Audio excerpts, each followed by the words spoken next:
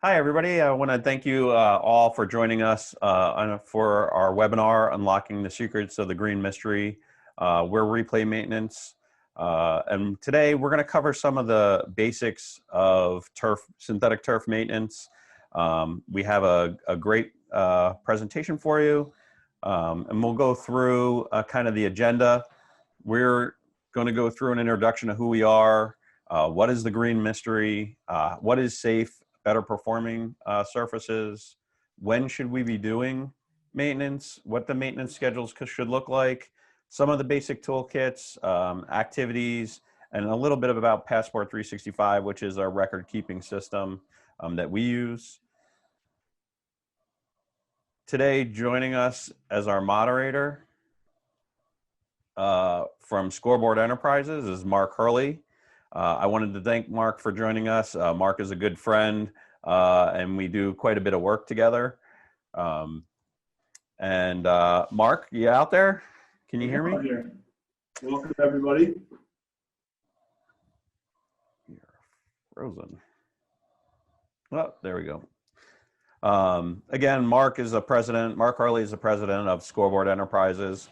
Mark's going to be interviewing both Craig and I today, asking us a few questions so that we can kind of fill everybody out there with information regarding what we're calling the green monster in synthetic turf.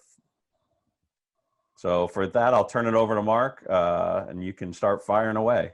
All right, sounds great. Well, just to kind of give you guys an idea of who I am, like I said, my name is Mark Hurley, I'm president of Scoreboard Enterprises. We've been around for over 40 years. We started out as a service-based business. Art and I have a lot of conversations about the importance and the need for properly maintaining athletic facilities. So, you know, this is something that we live day in and day out collectively as we walk in and out of facilities all the time. So I'm honored and privileged to be a part of this. So thank you guys very much. And I'm just going to start out with a quick question to you and Art, to Craig and Art. Can you guys just tell me a little bit about replay maintenance and what you do and how you got into the industry? Sure. So I'll start for myself. Again, I'm Arthur Eddy. I'm CEO of Replay Maintenance. I started out, I've been designing athletic fields since 2008 and have been a landscape architect practicing design of athletic facilities. So building fields for years, watching fields kind of transition through different generations. I really wanted to focus part of what I do on providing my clients with really great fields that are long-lasting, safe. And one of the things that I saw in the industry over the years was that maintenance was really being ignored. Fields weren't really getting the attention. They were kind of sold as these are no maintenance. And what we were seeing was the fields were deteriorating faster than they were and weren't performing the way that we had always intended them. So we got into I wanted to get into the maintenance business because I really saw an opening there to really make sure that fields, not only the fields I'm designing, but synthetic turf and as general was really a safe place to play, perform really well because they are really great facilities, especially on facilities that have limited amount of space and really need hours of use and accommodating a wide range of sports. So I got into this business because of that. Craig and I had a conversation, and I'm sure Craig will talk a little more about this, about getting into this. And as soon as I told him about it, he jumped in and wanted to get in right away. I had been searching for a long time on what were the right things to do, how did I want to do this? And we sought out a company in the United Kingdom, Replay Maintenance. And Gary Martin. Gary Martin's the president of Replay Maintenance in the UK. We started having conversations with him. I really liked the things that he was doing. He was really looking at maintenance in a bigger arch of how the synthetic turf field will last. How does the client really get benefit? And how do the players really get benefit? And so after a little bit of talk with Craig, Marie and I, and jumped on a plane and went to London. met with Gary, and it just hit it off. And we really decided this is something that we really wanted to do. And so that's kind of how I got into it. Before I turn over Craig, I don't want to forget Marie, who's not with us here today, but not forgotten. She does a ton of work for us and is definitely part of our team. And Craig, if you want to tell your story. Yeah, so I got involved just like Art said. We had a conversation one time when we were together. Art and I have known each other for almost 30 years. And during that time, I watched him grow as a landscape architect, or heard all his great stories of building fields. And then when he came to me with this issue, it was something that I could get behind, something I was passionate about. Because in high school, I played 3 sports. So being a 3-sport athlete, my kids are athletes, being around sports, youth sports, high school sports, my whole life, I really found that, all right, this fits a passion of mine, and it fits well with my business skills to help grow a business and be passionate about something, to go out and take a look at these fields, make them better, make them longer lasting, make them perform better, so that, youth athletes, all the way up to college athletes, can have a safe, high performing place to be able to play. So I thought it was a great fit for, my business background, to couple that with a sports passion. I think that's what everybody looks to do, right? So that's what got me involved in, knowing Art Marie for, I've known Marie most of my whole life, but Art for the, almost 30 years. I knew that it was going to be a good fit, especially after hearing enough of the stories from the field, that Art had provided over the years. So that's what got me involved. And in the time that we've been doing this together, we've seen some really amazing things that had some great growth as a result. And I'm just looking forward to getting out there to meet more of you in order to help you with your needs. Whether your field's a year old, or whether it's at the end of its useful life, we can help everybody, or at least provide some information and advice. So looking forward to getting out there to see all of you. And I think as a company, our goals are simple. It's to provide the highest performing surface, keep athletes and users safe, and make the synthetic surface physically and environmentally sustainable. We're here to kind of make longevity last on your fields, really limit liability for owners and athletes. And our simple aims are keeping a surface clean, maintaining inflow levels, keeping the fibers upright, and finding and reporting minor deficiencies before they become major problems.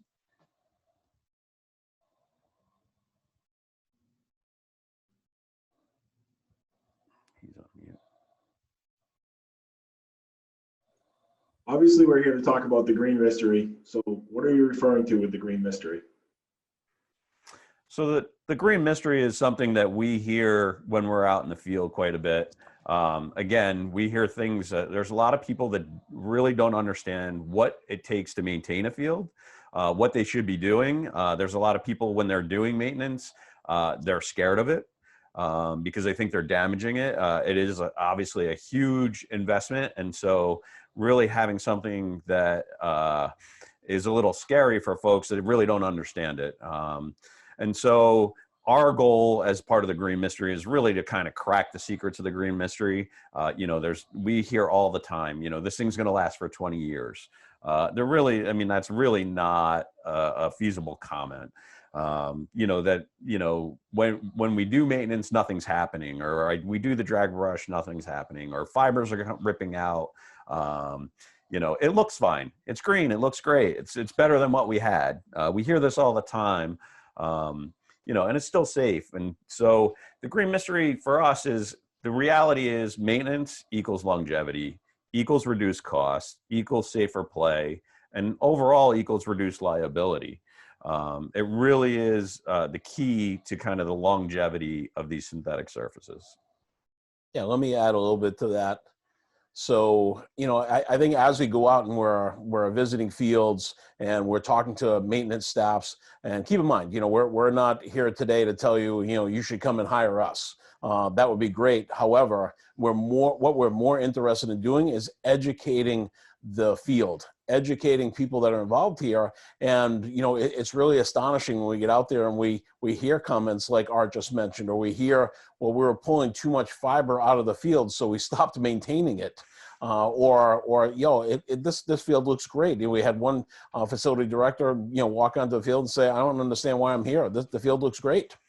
And unfortunately, the field had some major deficiencies. And then after we were able to show him up close that, there were some challenges that he really needed to address, then he understood, the importance of maintenance. So it's really the maintenance of the whole process. Never mind if you hire an outsourcer company like ours, or more specifically, when you're doing it yourself, you really need to know. So what we pride ourselves on is we go out and we train people, how to do that. Whether our client or not, we'll go out there and help you out and make sure you understand what you should be doing, what you shouldn't be doing, and how to get it done, because it's something that we do every day. Where most facilities, it's something that's either, if they're really good at it, it's something they're doing on a daily basis, even if it's just walking a field and looking for things. Maybe it's just on a weekly basis or bi-weekly basis as they're doing some grooming, or it's more severe grooming as time goes on. But, that field is a mystery because it doesn't get any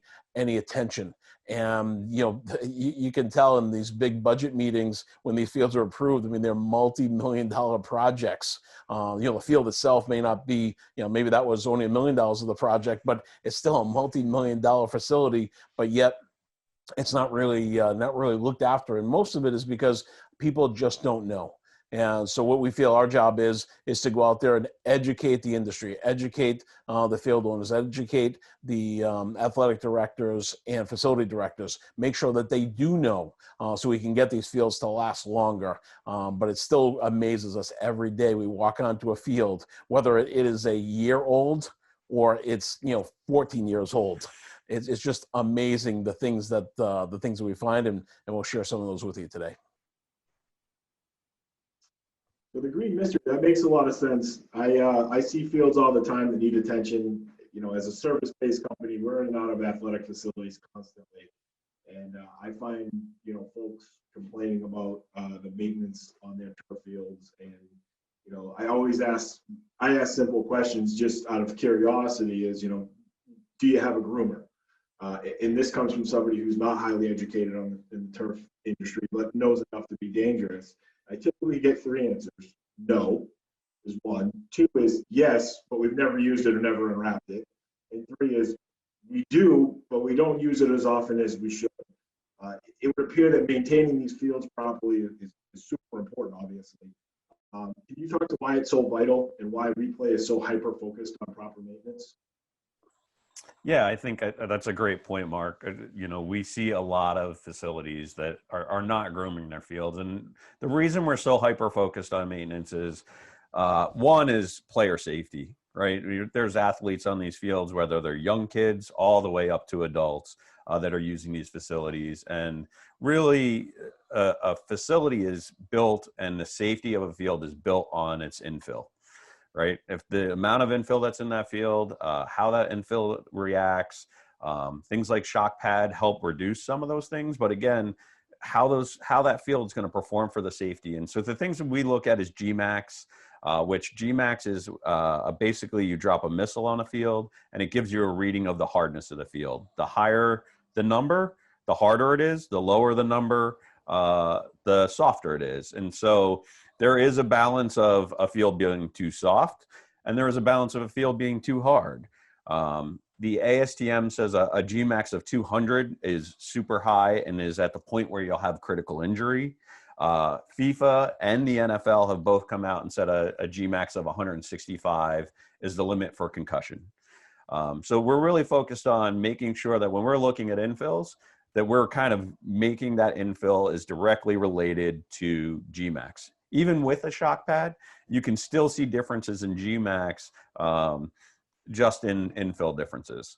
Head injury criteria is a newer testing over the last couple of years. It's been around for a long time. It was used to test car injuries, safety things like seats and where the head would impact. It's more of a spear, so it acts more like a sphere hitting the field. It behaves like a helmet, more like a helmet. And that really it gives you a number of what's called the critical fall height. So if I fell from a certain height, I'm going to get a critical injury. That critical injury height is 1.3 meters. So we're trying to get in that range, again, directly related to infill. And that's why we're so hyper focused on it, is really trying to keep a field safe. Some of the other ones are vertical deformation. So vertical deformation is when I'm going down, how much energy restitution is in that field? How much, am I stretching my ligaments? Am I getting tired when I run? And so there's a measurement for that and a test for that. It's between 6 and 11, or 4 and 10 meters. Natural grass is between 6 and 11 millimeters. Really looking at joint-based injuries. And then the last one we really look at is rotational resistance. If I plant my foot, what happens? And that really comes down to the cleat interaction with the surface, and how that cleat interacts. So how does that interaction with the infill? If there's no infill, and we've been on fields where there's no infill, your dynamics of all those tests really change. So that's where maintenance really gets critical into the safer play for all. Yeah, and one of the things that I think as well is that, when we go out to these fields, some of the reason why we're there, or probably most of the reason why we're there, is because of these things that are on the screen right now, about the critical fall height, about vertical deformation, rotational resistance, all the things that Art just covered. However, they're all hidden. They're all behind. Nobody really knows what it is unless the testing is being done. You really don't know what those things are, or you don't know the impact. Like you mentioned, an athlete getting tired during practice, during games. They're not at their peak performance because they're limited by the condition of the field, which can be corrected or can be addressed. But for most people, most field owners, they just don't know where their field is at. And some of them, may not want to know because they feel that it might be, in a bad situation. Just know that if you think that your Gmax is really high, whether you know about it or you don't know about it, it's the same liability. So you might as well have a professional like us come out, take a look at your field, and give you some advice on how to create an impact on that field, which could, involve several different solutions, and some that will cost a lot more money than others. But at the end of the day, the most important thing as a field owner, as an athletic director, facility director, you want to make sure that that field is safe, number one. And then if you can get it high performing like it was designed, that's even better. Clearly, safety and performance are important for the players and the users. When should a facility start focusing on the maintenance of their facility? So again, we get back to new or old, fields are constantly changing. When they're getting used, fields are constantly moving. So infills are going to move around, or high use areas. If you think about a corner kick, everybody's, there's only a few corner kicks a game. Well, in a practice, there might be 100, there might be 500. Every time someone's interacting with that surface, they're displacing that infill. That infill is moving around, and that can have an adjustment on the field. So even on brand new fields, we're constantly seeing the need for maintenance to really adjust these things. Even just over a course of a season, you're going to see a lot of different maintenance requirements that are going to be needed for high use areas, especially in that kind of 1 year range. You're really looking at those high use areas where sports are really impacting, like lacrosse mounts, where the goalie stands. They're constantly moving. You're seeing a lot of infill. Anything from the 20 in, where you have the top of the soccer box, you have the 20-yard line in for football, you have lacrosse mounts, you have field hockey shots, you have goals, you have a lot of activity in those 20-yard lines from that side in. You're going to see a lot of movement over that period of time. And as we see as time goes on, infill is going to compact, infill is going to migrate out. Everybody that has kids has at one point had a shoes full of crumb rubber in their car. You're going to need to replace. So there are points in history where you really do need to make like big decisions and critical decisions, but even on a daily basis or a weekly basis, really focusing on making sure you're hitting those critical points really is part of an overall maintenance plan. And on top of that, if you're not doing it and you are starting to get lower infills, or you're starting to get areas, fiber has memory. So the fiber of the carpet will lay over. Once that carpet starts to lay over, it'll start to break at that lower point, which will reduce the life of the turf. We work on a lot of fields where we see the lacrosse mounts need to be replaced. You know, on a properly maintained field, you really don't need to do that. And that can be a really costly venture because you're cutting out a huge piece of turf, replacing it. If you stay on top of it and you're putting infill in it and you're grooming it consistently, you're not going to get to the point where you need to replace those lacrosse mounts. Again, it leads to long-term savings and a better performing surface. You know, and one of the other items to as you see this slide 4v1. So one of the big differentiators, and this is what we found when we went to the UK to see, you know, our parent company or our partner Replay Maintenance. You know, what we found is that they're out on the field 4 times per year, and we didn't quite understand that at the beginning. But once we understood their operation, saw what their machine did in the field, which is the same exact machines that we use here today. We're the only one in the Northeast that has this machine. And what we're able to do is come out there 4 times. So most maintenance professionals, they probably do a great job, you know, in that one visit that they do. However, if you look at the chart, they only get it back to where the field was designed for that one visit. So if that visit's happening in the summer, which is what most of you are doing, you're hiring a professional to come in, you know, do a maintenance for one visit in the summer, then, you know, really the beginning of the football season is probably, or a field hockey season or soccer season, that's probably the benefit. But it's probably only for the first few weeks. After they get through double sessions for, you know, multiple sports, you know, they get to the point where now the field is becoming compacted again. And then, you know, football is probably the most challenging. American football is the most challenging, you know, sport on the field. It does the most amount of damage. It'll require the most amount of maintenance. So when that season's over, if maintenance isn't done again, by the time we get to finishing that season and then you get to your spring season already starts off on the wrong foot. And it's usually really wet, really hard to maintain right at the beginning of the season. It can be done. So the difference is we're out there 4 times. So 4 times a year, we can make sure that those high use areas are full. We're going to get out there and make sure that you have the proper amount of infill. And we're going to, you know, make sure that the field is safe. But you have that happening 4 times. So, because we know that, you know, the rest of your maintenance staff is going to be busy, whether it's in the fall cleaning up leaves or in the spring, it's preparing for all sorts of things and all sorts of, you know, natural grass fields that need to get ready, never mind synthetic. And again, synthetic goes neglected because it's the mystery. Do I really need to do anything? It looks pretty good today. You would know if your grass field didn't look nice, but you don't know that there's a problem with your synthetic field, you know, unless you have a professional on your field multiple times a year. So that's the big difference when it comes to what we do. And at the end of the day, the cost for us to do that is really about the same as what it costs for someone else to come out for a lot less visits, and you'll have that professional on your field as well. So that's just a little difference I want to point out. Big benefit to all of our customers. So clearly, it's super important that everyone should be doing maintenance on their field. I'm not sure we've cleared up the green mystery. Can you be a little bit more specific about the activities folks caring for these facilities should be doing? Yeah, so I mean, this is a basic maintenance schedule that we share with all our clients and customers, and we share with everybody.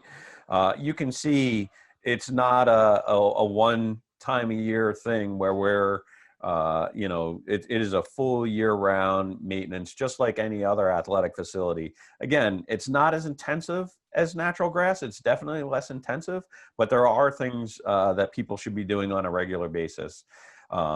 Again, as we get it, and we're in the winter months, you know, it's really good time to kind of get all the debris off, all those leaves that have fallen. You really don't want those leaves in your system. Now's the time to do inspections. Now's the time to kind of get your field top dressed, brushed off, and ready for that kind of spring season that's coming. And in this year, it's even more critical, as we know we have the potential of a spring 1 season, which is probably about 4 weeks away from now, where they're going to start playing football. So snow removal and a snow removal plan is really important this time of year, because I think there's going to be a need and a demand for it. And for that, go back to our website. We have a snow removal webinar that we did last month. Check that out with some tips and tricks. When you hit spring, it's really time to kind of get that track ready. If you have a tracks around, cleaning out the drains, clean off the track, clean off the field, fill the long jump pits, do your inspections again. You really want to check your infill depths.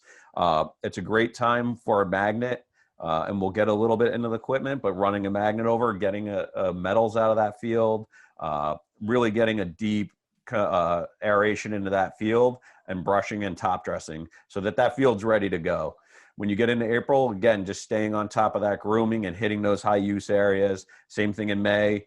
You probably have another line painting that's up, and really kind of getting into that deep aeration again. And then summer, again, you kind of shut down. So you're kind of at the end of your season, you know, the field's probably still getting used, but really getting into that debris removal. And really, again, keeping things off the surface is really critical. If they get into it, it can really damage the surface. Making sure that you're grooming, making sure you're hitting those high use areas. And then in August, really gearing up for that season and starting all over again. Again, really getting in. That's a great time to do performance testing before you get folks out on the field. Getting a third party test in there to make sure that your levels are meeting, you know, your Gmax, your rotational resistance, your vertical deformation. Make sure the field's really at its peak performance and ready for play to go through the year. And again, really getting it ready, grooming it, and you get into those high use months. When you hit September, October, November, you're starting all over again, really staying on those things and really paying attention. So it really is a team effort. You know, we do 4 times a year, but we also rely on our owners to kind of in between. It's great time to check the maintenance in your warranty and what's really required from your warranty, because it's going to regulate how many times you're on that field, really paying attention to it. And we use Passport 365, not only for ourselves, but we offer that to our clients where they can really come in and make sure that that maintenance is happening and there's a record of it. Well, here all the time, you know, we have a groomer. One question is there a false sense of security with them just having a groomer? And, you know, we see people working on fields all the time when we're at facilities. There seems to be different equipment that's being used. Is there standard equipment, or do you guys have some recommendations that you can provide? Sure. So again, one of the things that we try to do is we try to allow clients and owners to use equipment that, hey, can be used for a lot of different things, right? I mean, if you're grooming a field, it's not great to just have a tractor that's all it's focused on. I mean, most of these facilities, there's a wide range of other things. So we recommend either a small tractor or something like a trainer cart, right? So you don't really need super heavy equipment. You don't really want super heavy equipment on the field. You want light equipment. You want something with turf tires, and then something that can be used. It can be a trainer cart, it can be used for other uses. And then a groomer, good stiff brushes, something that's easy to use. We've seen some equipment that is really complicated to put together. Again, once you get into these complicated situations, people start to get turned off by that equipment, and then it goes in the shed and never comes out again. So there's some simple groomers, there's simple brushing mechanisms. If you're going to do year-round maintenance on your own, something with tines to get deep aeration to break up that compaction within the field would be good. We don't particularly care for tines, but if you're going to do it on your own, that's something you can use to kind of break up that field. And then something like a litter cat, or again, something on the bottom, you can see it's just a sweeper. It's just picking up debris off the field. So getting things that shouldn't be there off the field. And then also a magnet. A simple magnet picking up metals. You'd be amazed at the things that we find in fields, whether it's nails, track spikes, things that are really dangerous to the athletes. It's amazing how much metal we actually pull out of a field. So something as simple as a magnet, not a really expensive piece of equipment, really goes a long way. Then some really simple equipment that should be on site, on hand, a bucket full of crumb rubber or whatever your infill is, and a push broom. You know, it's really great to have out there, hit your high use areas. You know, again, a quick 5-gallon bucket can fill a lacrosse circle when it's down. You know, after several hours of use, you should be hitting it at least once or twice a year, kind of filling those low spots and making sure that the fiber's staying up, and a push broom. And we'll get a little more into the activities, but really should be on site. And then again, blowers, a good blower. that can blow debris off the field. One of the things that we see quite a bit is a long jump and triple jump, tracking sand in. Again, using that blower to get the sand back into the long jump hits, using it to get debris out, using it to clean out track drains, things like that.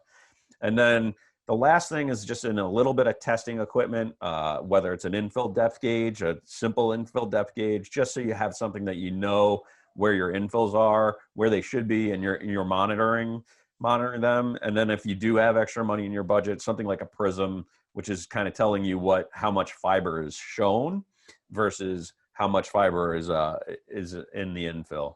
So again, it's just a simple pieces of equipment. It's not super complicated to do maintenance. It's just making sure that you have the equipment out there and that you're actually doing it. I mean, one of the things that we see is we never see anybody out actually laying in more rubber or more infill and grooming it out.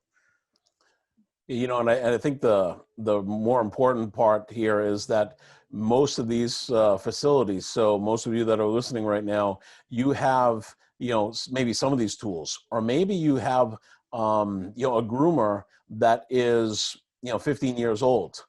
And, they should have actually probably provided you a new one when they did the field replacement, because depending on the type of turf you have, depending on the type of infill, you may need a different groomer. Or, you know, technology's changed, right? So the groomers that were used 15 years ago, some of them might still be applicable to today's turf, but many of them are not. Many of them are these huge monster machines, like Art was saying, that just get, you know, they're very difficult to use. And so, you know, nobody wants to use them.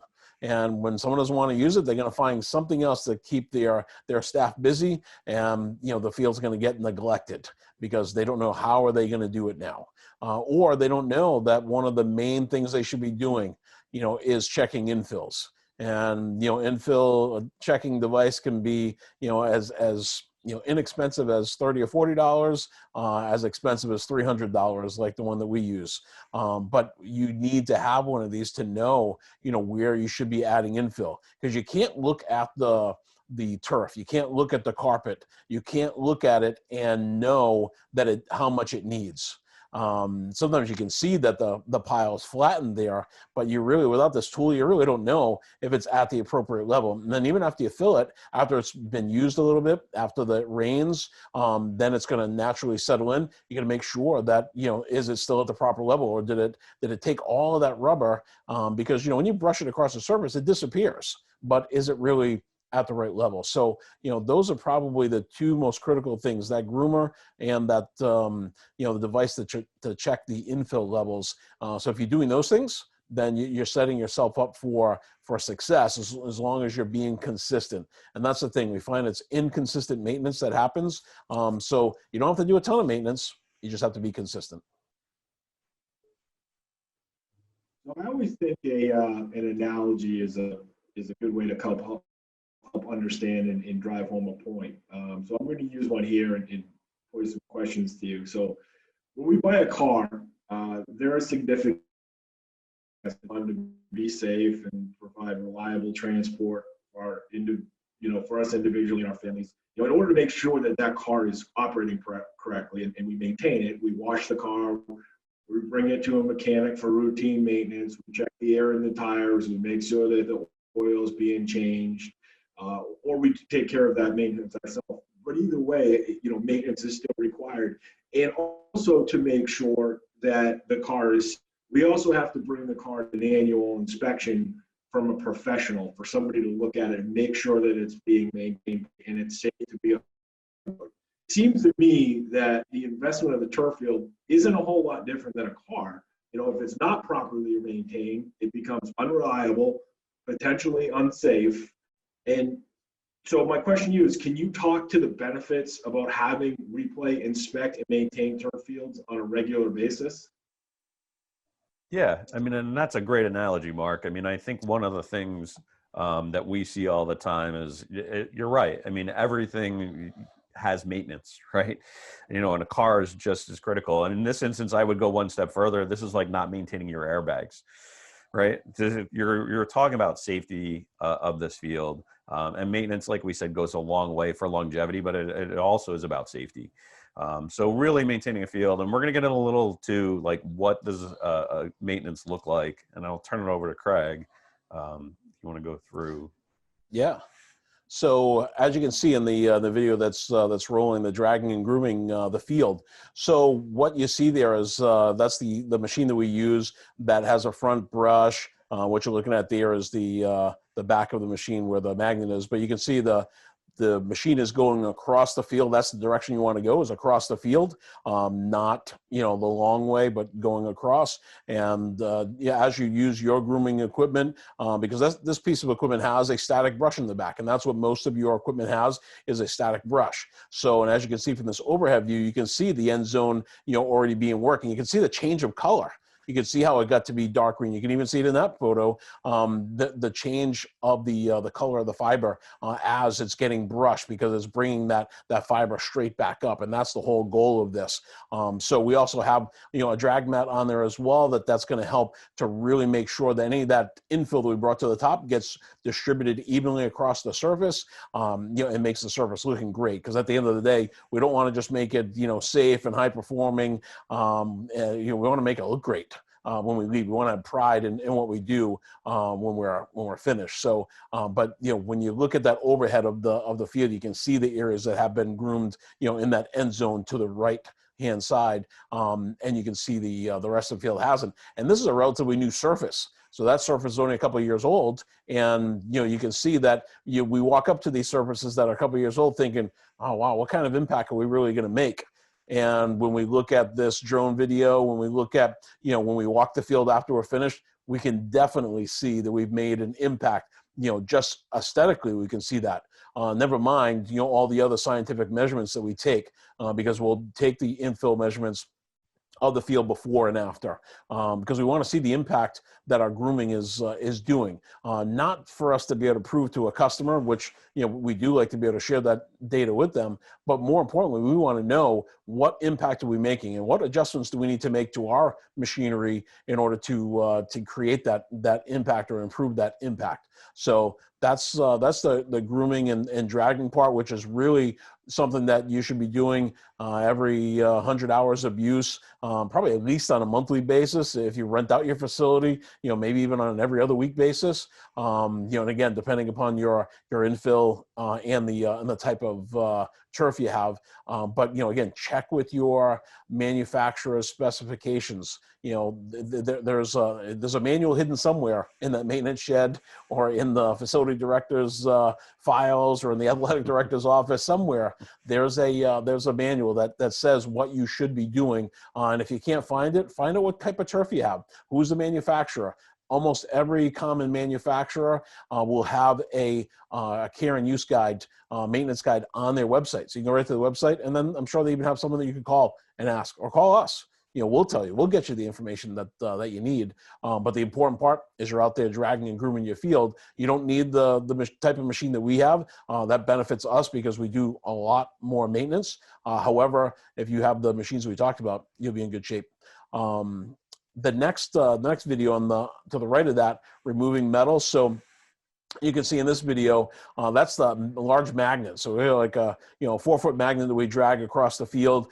That particular day, you can see a lot of green stuck to it. That's actually static electricity from some of the dead fiber that's in the field. And as you can see, that metal clinging. So just with the effect of the video, we were pulling the metal off, and then it was getting pulled right out of my hand. You can see some hairpins in there. You can see track spikes. You can see nails.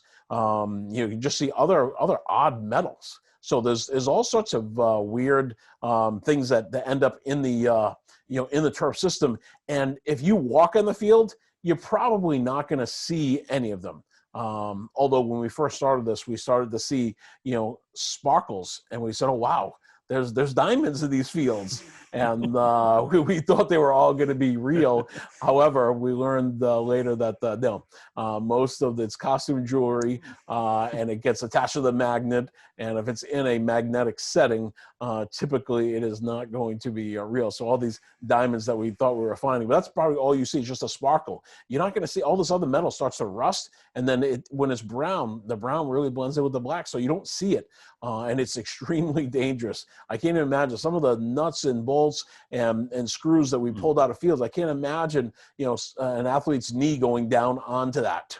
And the pain, and some of them probably have been kind of injured like that and thought that it was something else, but it ended up being a piece of metal in there. So, and it's rusted. It can cause all sorts of issues. So the important part is that having these maintenance activities, and again, these are activities that you can be doing. If you don't have the magnet, maybe that's not something you can do all the time. But the grooming you definitely can do. Using that static brush, brushing the field, keeping that fiber upright, and checking the infill levels. Because you can try to make that fiber upright all you want. If you don't have the infill there to hold it up, the proper amount of reveal and have that fiber standing up, then it doesn't really matter how much brushing you do, because it's just going to fall back down, from that muscle memory that it has. So just make sure that you're consistent with those activities. And as always, reach out for help. If you ever have a question, you're just not sure, you don't have to be a client of ours for us to provide this information, because again, we're doing this. Yes, we're a profitable enterprise, but we're doing this because we want to educate. We want to make sure that everybody understands, what a safe, long-lasting, playable field should look like. And that's what we're trying to do. So we're more than happy to share information with you and help you out of a situation. And then looking at some other activities that we do on the field, again, when we talk a lot about debris removal, I mean, here, this is that same field we're working at. We're cleaning the track. We're there to do maintenance on the synthetic turf field, but that track right next to it has a lot of impact. You can see a lot of debris that's going to end up in that field.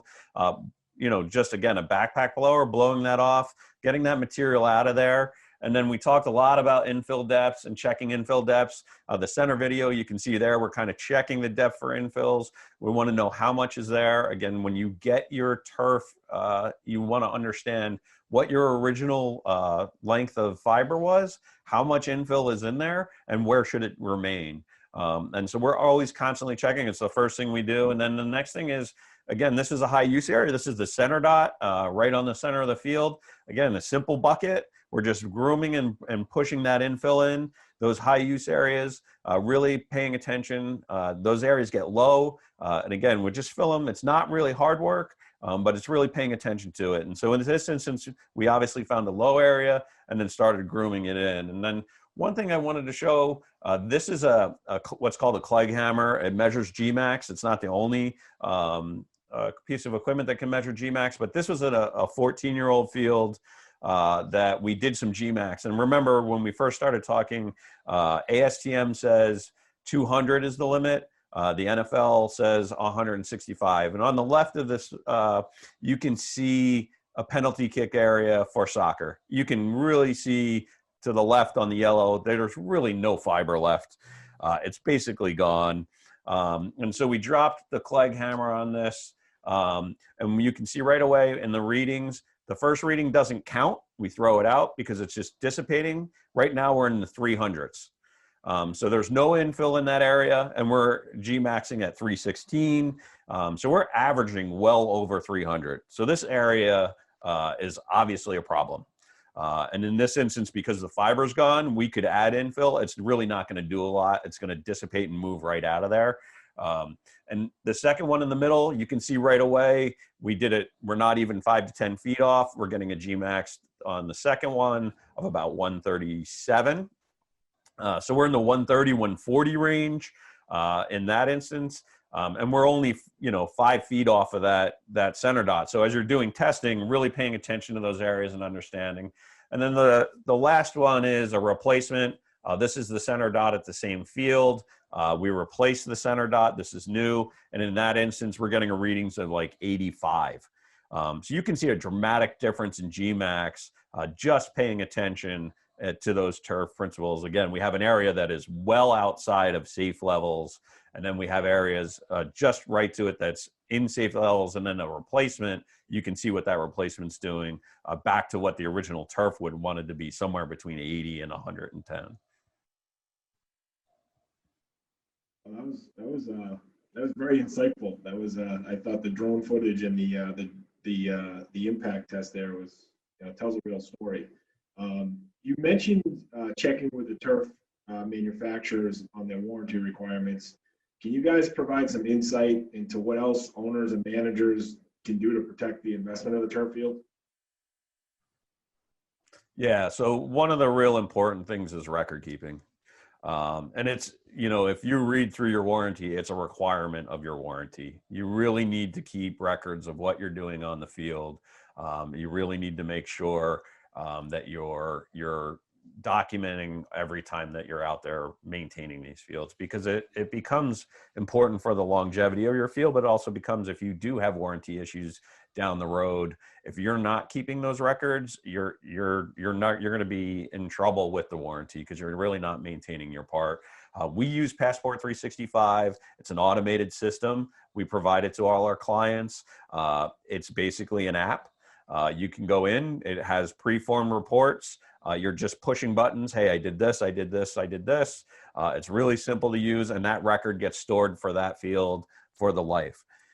We can keep track of records all the way from through construction, all the way through to replacement, so that you have a record of everything that has ever happened on that field.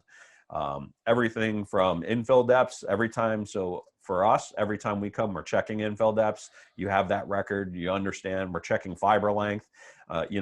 Over time, fiber is going to break down. It's just the nature of the product. So, when you start with a 2-inch turf, you're probably going to end up with a 1 3/8 inch turf, just because the fiber is breaking down over time. It's going to start to shred. So we're watching that, understanding that, and that's how we can judge replacement. It really gives you the kind of longevity to say, hey, we're getting at a point where we really can't control breakdown in the fiber anymore. It's time to replace this turf. You really need to go back. So record keeping is really critical. We feel like Passport 365 is a game changer in the industry. It doesn't have to be used solely through us. I mean, it could be used for any facilities director can use it. But it really gives you, it's an asset that really helps you understand what's happening in your field. The other piece is, I highly recommend, whether it's us or not, an annual maintenance from a professional. Get somebody on there that's been on these things, sees these things on a regular basis. They're going to see things that you're not going to see. They're going to see things that you don't see on a regular basis, and making sure that we kind of pick up on things. Like Craig mentioned, you're not going to see metal in the field, but we kind of start to do when you're on them all the time. You might miss a seam that's broken, or a seam that's coming up that we're going to see, or we're going to see something that, hey, this isn't an issue today. It's an issue if you don't do something now. It's going to be an issue in 6 months. So that's, really paying attention and getting a professional in your field, really paying attention and paying attention to your field. One other item is going, according to, what you asked, Mark, you said, what can they do to protect themselves? Well, one of the unknown things is claim defense. So if somebody gets hurt, an athlete gets hurt on that field, the health insurance company is going to pay for it. But then what the health insurance company does is they go back to find out, is there some liability? Is somebody else liable for this? So they'll go back to the school's insurance policy.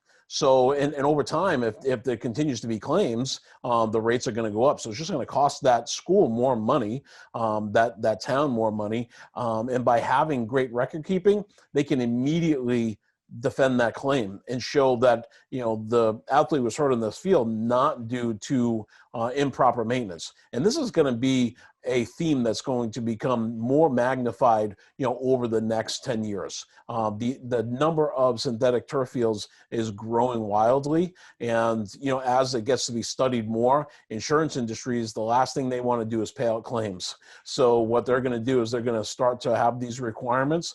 They're going to start to do more of this research. So what you want to do right from the beginning, you want to be able to show that you maintain the field properly.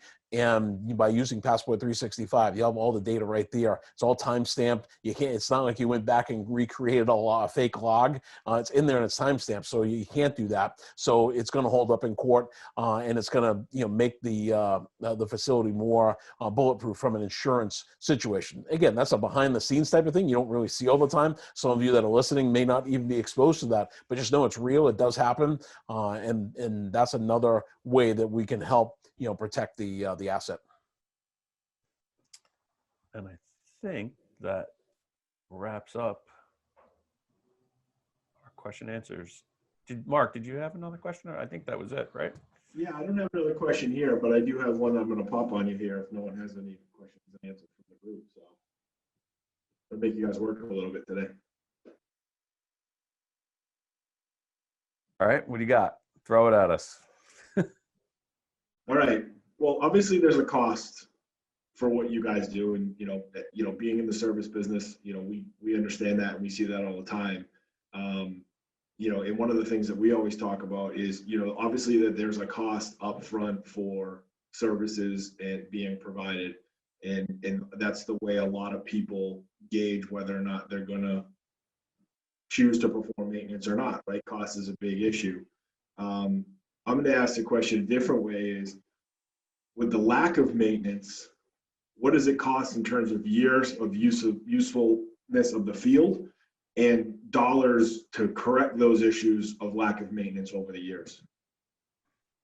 Yeah, and I use this analogy, as a designer, I use this analogy a lot, right? The synthetic turf is really interesting because when people look at maintenance, everybody says, "Hey, it's low in maintenance," right? It's even from a cost standpoint, and it comparatively to a natural grass field, that is true. But there is maintenance, and that maintenance comes if you are not doing maintenance over time, right? Year 8, year 10, where you're trying to get through, you're going to have increased costs. And we get back to that example of replacing the goal mounts.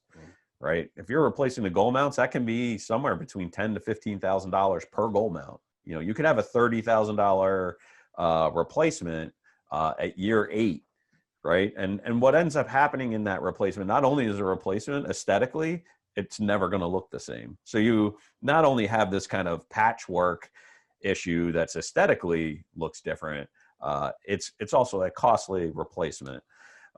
So again, maintenance in, your first 4 years, again, if you're on it and you're staying on it, you're not doing things, you're doing everything you're supposed to be doing. It's really minimal, from a cost standpoint. It's those last years that you're trying to get those extra years out of. If you're really not paying attention to maintenance and you're really not doing maintenance, you might not get year 11. You might not get past into year 12. There really is a 10 to 12 year window. Your warranty's 8 years. Everybody wants to get to 10. Everybody wants to get to 12. What we see is people on 14. But you're not going to get those last years if you're really not paying attention. And 2 years over the life of the turf, when you're talking about a return on investment, right? You're marginalizing those services. So you're getting a better return on investment by just getting those extra 2 years out of that field. Maintenance is critical to kind of making sure that turf lasts. It's critical to kind of keeping those long-term end-of-life costs down, that you can see across the field. Yeah, I agree, and I immediately, when you asked that question, Mark, I immediately thought about what are probably the highest costs things that will happen, like one-time costs or multiple-time costs, and they might be replacing that goal mouth area. So that area alone can be very expensive. Then if you have to, and at some point you're going to have to add infill to the field. So you might have started with a super sack, that 1 ton 4x4 by 5 foot sack that you probably have in your maintenance shed. It's probably never been opened. How do we know this? Because we're out on fields every day, so we see it. Over the life of a 10-year field, you probably should go through 2 of those sacks. Just because rubber is going to get displaced. Rubber leaves the field in someone's shoes. Just a little bit, a teaspoon leaves every day. Doesn't take long for a whole sack to leave that field. Replacing rubber is going to be expensive. And those replacing, goal mounts, or if you're not restricting use of that field. So some people use that field to light off 4th of July fireworks. So we just made a repair on a field because that's what happened. So it damages the turf, and now we have to cut out that piece and put another piece in.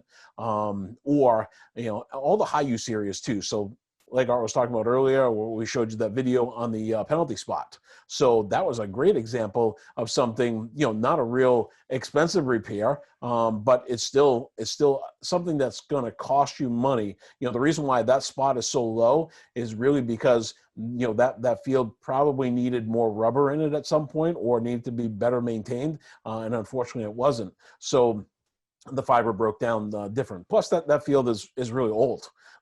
So but some people, if they maintain it really well, you can limp along in that last year, that 12 or 13 year. It's still passing Gmax. It's still okay. Maybe it doesn't look great, but the maintenance rapidly goes up. I would say after year eight. So most of the time you can get away with these things, but the problem is those last 4 years you're going to suffer, and it's not going to be good because the town's not going to be happy. And then if you run into a budget crunch year where maybe that money that was put aside to replace that turf isn't available, then maybe you have to stretch that another year. And it's going to make that maintenance even more critical. So, and unfortunately, your maintenance staff doesn't grow, as years go by. Usually it gets cut. So you're going to have less people to do more maintenance. That's not a great equation. So really we advocate right from day one, right from the first year, right from the beginning of use, the field needs to be maintained. And we're not necessarily talking about our 4 visits that we come out there for. We're talking about the visual inspections. We're talking about the infill depth measuring. We're talking about, grooming the field, removing debris, removing things that'll clog that system. So it's all those little things that add up. And if you don't have the staff in order to do that, or you don't have a system, you can use our Passport 365 system to give you a form that you can use to make sure you're checking all the right things. And as you as a supervisor, you can find out, is my staff, correctly doing these things, or did they do them? And, because in those forms, you can add photo evidence of different things that they might have done in those different tasks. And you can use it on the artificial turf. You can use it on your synthetic turf. You can use it on the maintenance of the building. That software is really powerful and really can help for you to manage, especially, during times where you can't be there. You can't be in the same place as your employees, as your staff. Now you're able to see them.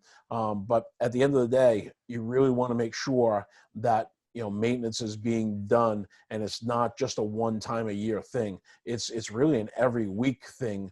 And in some periods of time, it's going to be ramped up a little bit more. But avoid those emergency calls. We'll come out there and we'll handle any emergency you throw at us, and we'll do it in a timely fashion. But reduce the stress on yourself and the athletic director and the facilities director and the principal of the school and the athletes. Reduce their stress by just properly maintaining the field. That's great. One of the things that I hadn't considered that I think is something that was important or really kind of triggered me was, Craig, when you were talking about, was the cost of insurance and insurance claims, and factoring that into the idea of making sure that the field's properly maintained. So I think that's a really strong thing to consider here. I also wonder and would ask the question, and maybe this part you probably have run across this, is if you are having those issues where a field is not properly maintained and there are insurance claims, and now we're going back to the manufacturer, at what point does it become an issue where you are not maintaining the field properly and now you've voided the warranty? Yeah, I mean, the challenge with that is, right, when you find those things, when you least were expecting them, right? It's already too late, right? And so if you're not, I mean, it's pretty explicit in the warranties, almost every turf warranty, that you're supposed to be maintaining maintenance. You're supposed to be maintaining it somewhere between 100 and 200 hours of use. And if you're not doing that, you're already started to void your warranty. So if you're not paying attention to that, and usually it doesn't come right year 1 or year 2, it's like it's down when you should have been doing it and hadn't been doing it, and now it's a problem, right? And so and that gets back to kind of that maintenance we talked about. When should we start maintenance? When new, old? It should be the whole time, and it really comes down to your warranty and is part of your warranty. The worst thing you could have happen is not maintaining a field, and something happens, something breaks down, and now you don't have records to back that up that you were doing maintenance. It's when you least expect it that it arises, right? It's Yeah. So, and it's definitely more challenging as you get into, like, as Craig mentioned, year 5, 6, 7, 8. You're getting later in life. if you don't have that information, it's going to be harder to kind of make that claim. It's going to be harder to show that you really were on top of that field for the life of it. It's sad to see when those things happen, but really staying on top of it is important. It's definitely one of the things as a designer on my design side, I stress a lot to my clients. Yeah, I mean, everybody wants to know what their warranty is when they buy something, right? Right. That's always of utmost importance. I know in our business, people want to know, hey, what's the warranty? And if you're putting that warranty in jeopardy, you might as well have just thrown it away and never even bought it anyway. Right. Yeah. I mean, that's exactly correct. Right. I mean, there's so much attention to it. There's so much attention in when you're getting that, you're making those decisions to kind of just ignore it. And the reality is it's two-handed, right? There's a manufacturer that has a responsibility. Well, there's an owner that is clearly in that warranty that has responsibility as well. And making sure you're living up to your side of the responsibility is really important. And that's one of the things that we stress. Yeah, negligence is Mark, covered under warranty. Right. Yeah, and Mark, I'll go back to your analogy with the car. So the great thing about a car is that in order for the manufacturers to help out the customer, they installed what my dad refers to as idiot lights. So there's all these lights that'll light up on the dash. So if you're low on oil, the light comes on. If you're low on windshield washer fluid, it'll come up. If your engine needs maintenance, a light's going to come on. So the problem is on a synthetic turf field, there's no idiot lights. Right. You actually have to be an active participant in the maintenance. And I think what some people think about when they think about maintenance, they think, oh, maintenance is me dragging that machine around the field. Well, okay, that's probably one of the most minimal parts of maintenance. Or maintenance is me hiring that company that comes once a year to drag, maybe the same machine or same device that you have, or they have a very similar machine that they drag around. But they think that's what maintenance is. And really, those are minor pieces of maintenance. But really, at the end of the day, what maintenance comes down to, the cheapest form of maintenance is a visual inspection. Visually inspecting your field, and being trained on what to look for, in a pop seam, in infill levels being low. So, that's really what maintenance is. Maintenance is looking at those things and understanding what the issue is, what potential problems are, and then, coming up with that solution. And you might not have the solution. That's okay. That's why there's professionals like us in the field. We can come out and provide you with what the solution might be. And sometimes it's an easy fix. Sometimes it's a really expensive one. Sometimes we feel, badly that we're going to come to somebody and tell them, yeah, this is going to be, a $10,000 fix. And, now they're scrambling between a maintenance budget and athletic budget. They're trying to find that money somewhere. So, we don't want that to happen. That's the last thing we want to do is have a field suffer because, the proper money wasn't budgeted for it because too much time went by. So just know, if you're listening to this and you have anything to do with these fields, just know that maintenance is not just dragging a machine around. Maintenance is so much more than that. And if you're unsure what all those things are and you want us to come out and show you what you should be doing and create a checklist for you, we're more than happy to do that. Yeah. And I think with that, we should open it up to question and answers. There is a button down on the bottom that is Q&A. If folks want to submit questions, we'd be more than happy to answer them and kind of go through that. If there's things out there that people kind of have questions about, ask anything at all. And I think as Craig mentioned, I mean, again, we are always pushing, feel free to take part in our free service. We will do a full survey. We'll come out and look at infill levels. We'll come out and spend some time on your field and kind of give you a baseline of where it's at. We do a lot of investigation into what that field is. And then if you're struggling with maintenance, even your own equipment, call us. We'll come out and help, and we'll kind of show people how to use equipment. We'll go through it, do a training, making sure all the appropriate things are happening on the field while you're out there, and really paying attention and kind of helping folks out there. Yeah, and if you have if you currently are having an outsourced professional like our company maintain your field, call us as well. Have that second look. It can't hurt to have a second look. I'm going out to a field, 2 fields tomorrow.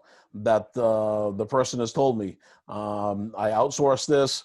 They already, do the maintenance for me. But I'm more than happy to go out there and do a free survey. I already did one for another field that they had, and I showed them some things that they weren't aware of. And I'm confident that in these other two services, I'll probably do the same thing.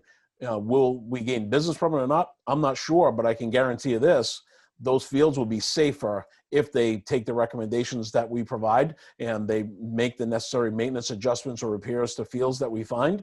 The fields will be better. And even if the field is perfect, it's going to be that piece of knowledge that they'll have to know that their field is safe, high performing, and they've had two different companies come out and give that opinion. So anytime you need us to come out, you just want to get that second opinion, give us a call. Let us know. We'll come right out and get it done. Yeah, it doesn't look like we have any questions. We must have been great. It must have been Mark's hard-hitting questions that really kind of answered everything. But I did want to say, Mark, I really wanted to thank you for coming on today. I really appreciate it. It was, we kind of threw it at you last minute and you agreed to it. You really pulled through. It wasn't like getting an empty crate. So it was really great. I really appreciate it. That's an inside joke. I was happy to do it.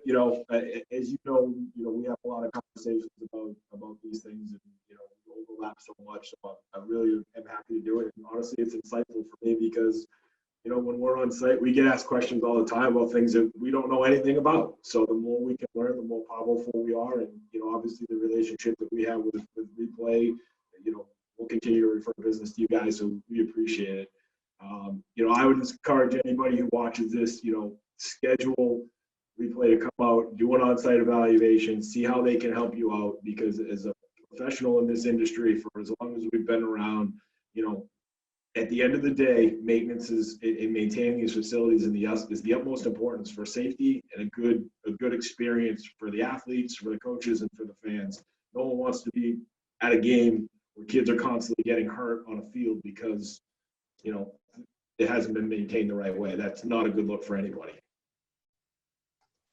Yeah, and I guess the thing we'll close out with is, we talked a lot about turf today, and keep in mind there's a lot of other things in your facility, and if it's not something we can help you with, other people, other partners of ours, like Mark. So if you have a scoreboard that you're just not sure, hey, we're going to have a really busy spring season or winter season, and we're not sure if it's going to display the numbers correctly, or if the console is correct, or we lost a cord, or whatever it might be. This is the time. This is the downtime for everybody. Go forward and make sure your scoreboard's working right now, so that you don't have to try to figure that out in the dead of winter when we try that different season this year. Or make sure that these devices are working. So Mark's the expert in that area. Does a great job to come out and service the needs you have. So make sure that all of the parts of the field are being looked at, or the whole components of your facility are being looked at. So for scoreboards and audio related, contact Mark, and for anything else, give us a call. Yeah, and I would say the one thing I would say, and Mark and I talk a ton about all kinds of things, whether it's fishing, whether it's athletic fields, whether it's business. One of the things that I think Mark and I, and why we get along so well, I mean, Mark's company is really focused on service. They're attentive to all their clients, and that really comes through. And that's something we aspire to do, and that's why we get along so well, and that's why I had Mark on today, because I think we're very like-minded that way. We really just want to make things better for everybody out there, and making sure that things are easy to use, and paying attention, and their service out there. They have somebody that they can get in touch with, they're confident with, and are providing a great service. So thanks again, Mark. Really appreciate it. Thank you, everybody who joined us today. Really appreciate it. We look forward to hearing from you in future other webinars that we'll have. We're trying to do at least one a month. We'll have some other things out there. We hope you kind of stay with us and pay attention, and look forward to it. And then the holidays are coming. Everybody enjoy the holidays. It's going to be an odd one, but we can at least look forward to, some happiness. So thanks everybody. I really appreciate it.